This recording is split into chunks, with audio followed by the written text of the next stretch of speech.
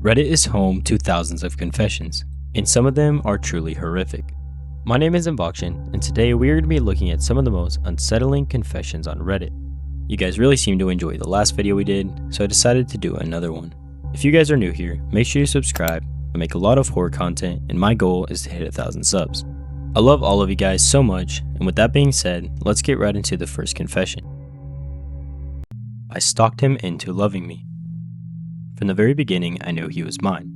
I met him 8 months ago at a local grocery store. He met me about 6 weeks ago at a coffee shop. I'll never forget the day I was graced with his presence. It felt as though it was love at first sight. Though, I discovered, love is not a two-way street. Sometimes you have to make a U-turn and keep following the person in front of you until you find your way home. I remember the day like it was yesterday. He was pushing a shopping cart, and I found myself filled with jealousy, for the first time over an inanimate object, as I wish I was the one he had his hands wrapped around.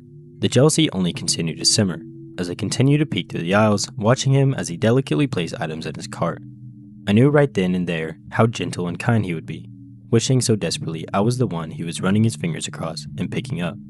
To be manhandled by him felt like a dream I never wanted to wake up from. I wanted so badly to run up and greet him so our story could begin, but I knew deep down it was too soon, barely grasping onto my patience and continued to shop while gazing at him. Minutes felt like hours, and just as my mind started to take a deep dive into my fantasies of us together, I saw him make his way to the checkout line. Knowing this was my chance, I followed shortly behind him. Though I didn't have the courage to speak up then, I was met with inspiration, as I heard the cashier ask for his rewards number. Fortunately, he had one. I could have fallen right then and there when I saw a smile ever so slightly as he began to speak. His voice was husky, yet sweet like honey. He began to read off his number, so I pretended to text someone and opened my notes app, quickly writing it down. Time began to speed up, and before I knew it, he was saying thank you and walking away. Before sadness could dampen my mood, I rushed home and looked him up. After 45 minutes and a few sketchy websites, I found him. It was from this point on that I started to feel a bit like a stalker.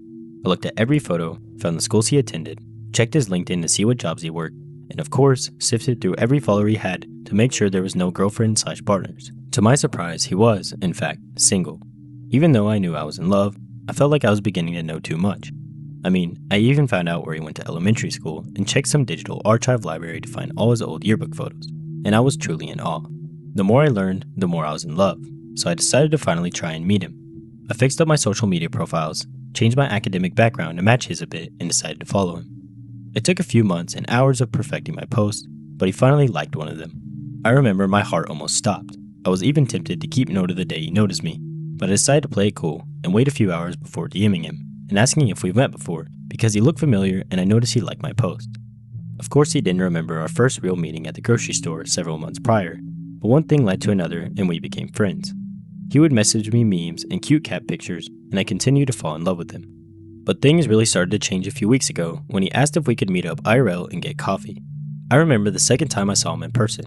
My heart was fluttering and my skin was warm to the touch. My thoughts were racing, and I couldn't stop thinking. Hot Americano with a splash of cream and a croissant on the side. Before I knew it, he ordered my exact thought. I was worried I'd get his order wrong, but months of research proved me right.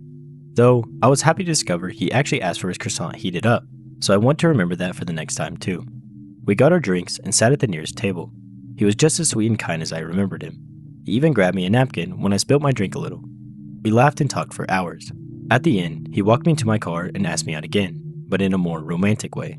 He told me I was even prettier in person, and that speaking to me was like speaking to someone he had known for his whole life. I knew it was because we're soulmates, so I told him I felt the same way in kind of a joking manner, but it definitely did not feel like a joke. I was in love, and it felt like he was beginning to feel it too. But after our 5th date, he told me, "I love you."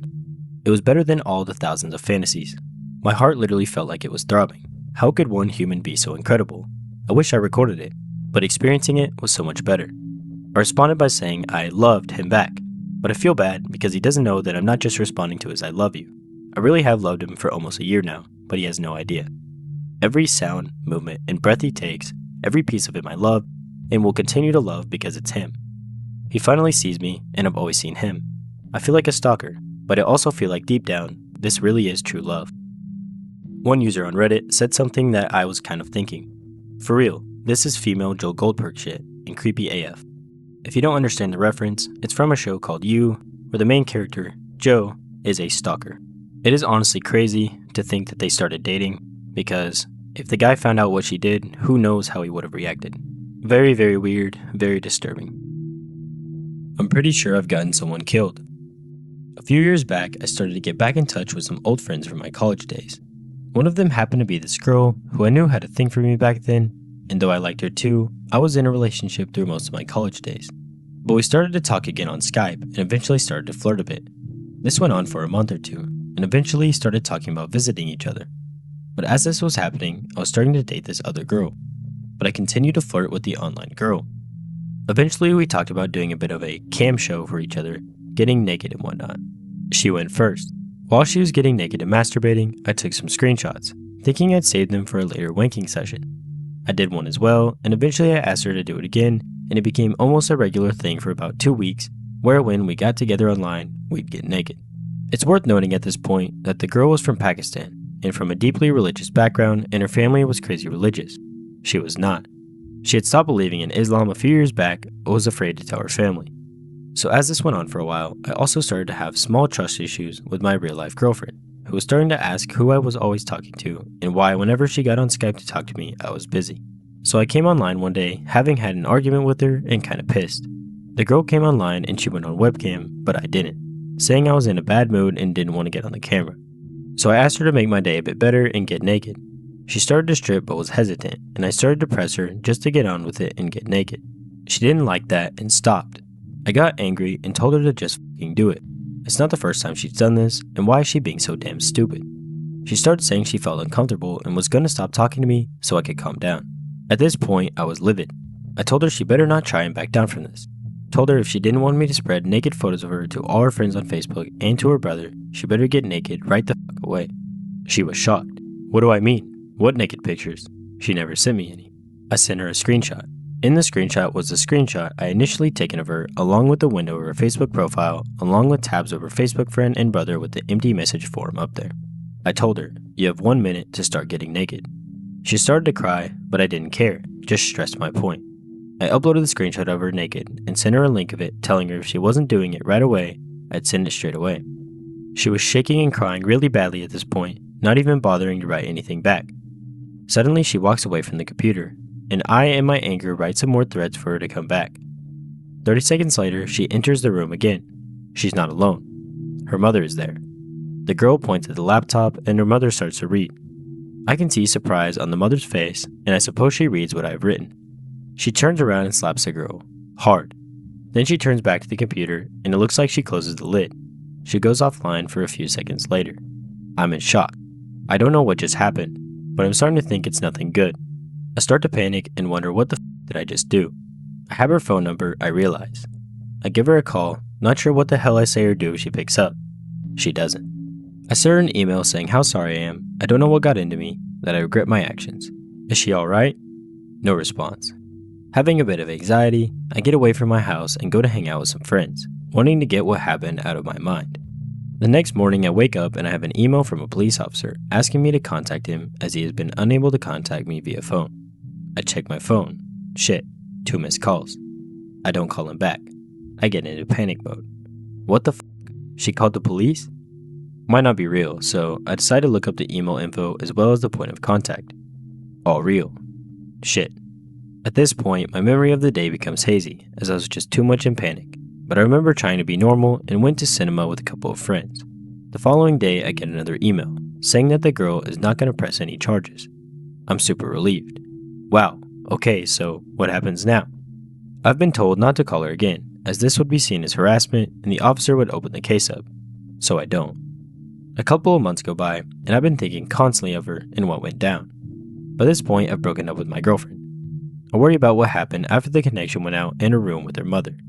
I can't contact her, but I reach out to mutual friends. No one has seen or heard anything from her for some time.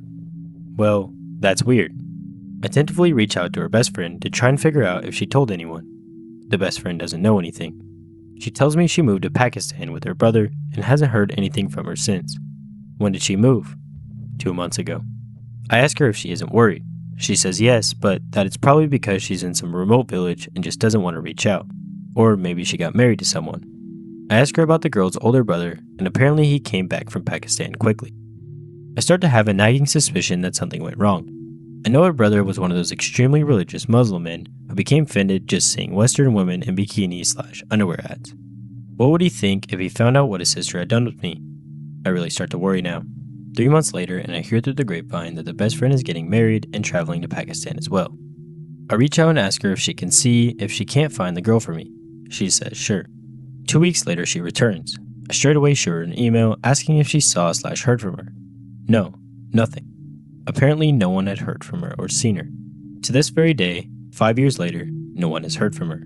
The girl was very popular and friendly with a lot of the Asian community where we live. It's unfathomable that she wouldn't reach out to someone or talk about what she was doing moving to Pakistan, especially her best friend of 4 years. I suspect that her family committed an honor killing after what she did and that her mother discovered her. Her brother was a fanatic and at several points in my time of knowing him, praised Osama as a leader for the Muslim community. She was always afraid of him, and I know what she wanted to get away from him, to be herself and not be under their thumb. Now I'm afraid she never got out of there, not alive, and that it was all because of me. I've thought about reaching out to the police with my suspicions, but I can't do it unless I bring up the case, and I don't need that in my life right now. There is hardly a week that goes by that I don't think of her and what I've done. One user replied with my exact thoughts. Damn, this is the worst thing I've ever read. And it is horrible. To think someone can act like this and get away with it is honestly baffling. You'd be surprised how many messed up people there are online, so just be careful who you talk to. When I was a child, I tortured and killed small animals. I was bullied very heavily throughout elementary school. I'm talking daily physical abuse, being trampled by a dozen students who hated me, and having teachers encourage and occasionally join in on it. I was very lucky to have a mother who recognized how f***ed up this was, and who was driven enough to get me out of that situation and into a good one. That being said, while the bullying was going on, and for a good few years afterward, I was f***ed up in the head. I think it started with tadpoles. I grew up by a river, and frogs, and maybe toads, would lay their eggs in still water outlet near my house. When they hatched, I'd sit there for hours catching tadpoles and popping them. I remember being transfixed by the spiral pattern of their intestines. I remember feeling powerful. It made me feel good that I could kill them and there was nothing they could do about it. Tadpoles graduated to frogs. I loved to catch them and stab sticks in their anuses and subsequently out of their mouths. Sometimes I'd skewer them and toss them back into the water just to watch them swim away as if they had any hope of surviving. Sometimes I'd break all their limbs. Sometimes I poked at their eyes. My mother was a good person. She bought have-a-heart mouse traps. I learned that if I got to a trap before she found it, I could steal the mouse. I built a mouse torture device. 2 discs of cardboard cut to the width of a plastic water pitcher, each with a sticky end of duct tape exposed on one side, done by rolling the tape over itself. I put 1 disc on the bottom of the pitcher, sticky side up. I dumped the captured mouse into the picture and then put the other disc on top. This made a mouse sandwich. In the process of this, the mouse would always be frantically moving towards an edge, so the mouse sandwich always had its head exposed. From here, I could do whatever I wanted. I often clipped away at the cardboard until I could see all 4 limbs. I would break the limbs and listen to the mouse squeak in pain. I liked mice because they were emotive. I could watch them express pain. I liked to dip the mouse's head underwater and lift it up when it seemed on the verge of drowning. I would repeat this many times until either it died or I grew bored and decided to end it otherwise. I became a little obsessed at one point with castrating the mice. Sometimes I clipped their snouts off or broke their teeth. A few years removed from my elementary school bullying, I developed empathy. I gained friends and learned to like myself for the first time. I'm over a decade out from that situation, and I hate what I was. I regret what I was, but I feel like I couldn't have escaped that emotional null space without help. If I didn't have such an awesome mother, I very well could have gone to be the sort of person who puts up at school. I have a pet now and a girlfriend who I love.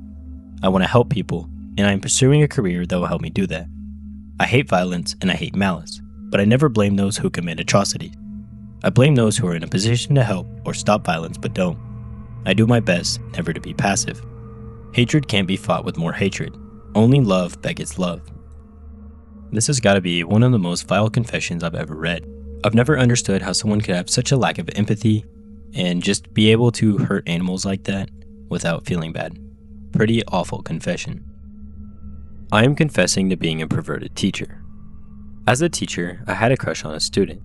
I stalked him on Facebook and found he had a form spring, which is a way to anonymously talk to people and ask questions. I played Truth or Dare with him on Formspring. He chose Dare. I dared him to go commando to school the next day. I think he thought I was one of the girls from his school, which technically I was, but definitely doing vile things. He said he might do it.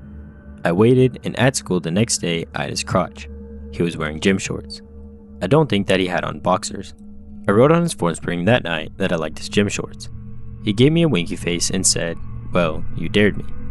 I am such a screwed up teacher. I feel like I probably am. Confessing to this helps me realize how bad I actually am.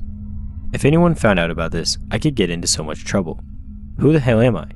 I know how wrong it was, but I still did it. I can't believe I'm confessing this piece of information. I have never touched a student though. That is good. I guess if I live in my head, things will be okay. One user points out that the same account made another confession. This one is strongly against YouTube guidelines, so I'm going to try to summarize it the best I can. The same lady says she was working at a middle school and began to have sexual delusions over her students. This made her very anxious, so she quit teaching. A few weeks after she quit, she ran into one of her ex-students who asked for her number, and they started dating for a couple of weeks. They got to a point where they were kissing, but she claims they never took it further and she ended things. This is very weird and very illegal. It's honestly scary how many students have to have these weird teachers. School always seems like such a safe place until it's not. And with that, that is going to be the end of today's video. If you guys enjoyed, make sure to leave a like and comment which confession you thought was the most disturbing. Also, be sure to tell me if you guys want longer videos. I've been thinking about doing that, but I don't know if you guys would want that.